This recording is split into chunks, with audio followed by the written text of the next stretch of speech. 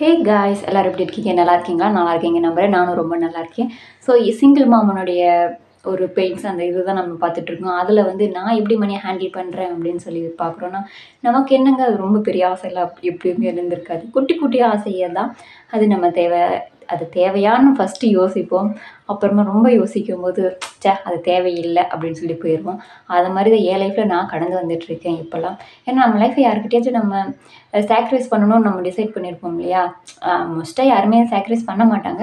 But single பேரண்ட்டாக இருக்கிறதுனால நான் வந்து என்னுடைய பொண்ணுக்காக என் லைஃப் சாக்ரிஃபைஸ் பண்ணியிருக்கிறதுனால, ஸோ அவளுடைய ஆசைகள் அப்படின்னு சொல்லி இருக்கும் இல்லையா? நமக்கு தேவையானது நம்மளால் எப்படி வாங்க முடியாது அப்படின்னு நம்ம நினைக்கணும். நமக்கு ஓகே.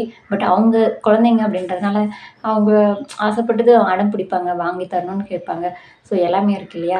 அதனால் நம்மளுடைய சாக்ரிஃபைஸ் அப்படின்றது கொஞ்சம் அதிகமாக தான் இருக்கணும். ஏன்னா சிங்கிள் மாமுடைய இது. அதனால் நான் வந்து மணியை மோஸ்ட்டாக நான் எதுக்குமே ஸ்பெண்ட் பண்ண மாட்டேன்.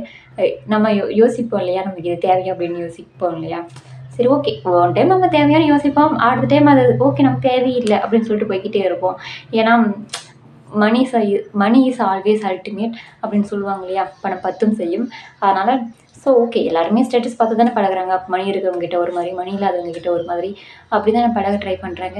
ஸோ அப்படிலாம் எல்லாமே எல்லாருக்கிட்டையும் ஈக்குவலாக ட்ரை பண்ணாங்க. அவங்க என்ன நினைக்கிறாங்க அப்படின்னு சொல்லிட்டு நீங்களும் கொஞ்சம் அவங்ககிட்ட உட்காந்து பேசுங்க. அவங்களுக்குள்ள மனசுக்குள்ள 1008 பாயிண்ட்ஸ் இருக்கும்.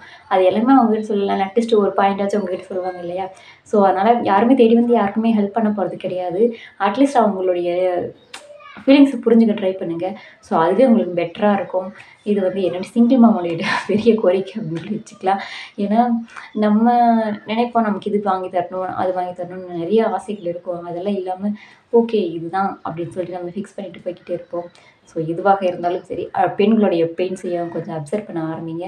ஏன்னா அதுவும் உங்களுக்கு லைஃப்பில் கொஞ்சம் ஒரு சேஞ்சபிள் லைஃப்பாக மாறும். ஏன்னா ரொம்ப ஒரு எவ்வளோ பெரிய பிரச்சனையும் ஃபேஸ் பண்ணுறதுக்கு அவங்களுக்குள்ள தைரியமே இருந்தாலுமே சின்ன சின்ன ஃபினான்ஷியலி இண்டிபெண்ட்டாக இல்லாதவங்க ரொம்பவும் அது பர்டனாக இருப்பாங்க. ஆக்சுவலி என்னையில எடுத்துக்கிட்டா நான் ரொம்ப பர்டனாக தான் இருக்கேன். ஸோ அதை நான் ஒத்துக்கிறேன். ஏன்னா என்னால் எதுவுமே செய்ய முடியல அப்படின்ற ஒரே ஒரு காரணத்தினால நான் ரொம்ப பர்டனாக தான் இருக்கேன். ஸோ எல்லாருமே அப்படி இருக்க மாட்டாங்க இல்லையா? இது வந்து என்னுடைய ஒரு பெயின்ஃபுல்லான ஒரு வாழ்க்கை. அதுக்கு பின்னாடி இவ்வளோ பெரிய இருக்குது. நான் இப்படி தான் என்னுடைய மணியை ஹேண்டில் பண்ணிகிட்ருக்கேன். ஸோ நீங்கள் எப்படி அப்படின்னு சொல்லிட்டு கமெண்ட்டில் சொல்லுங்கள்.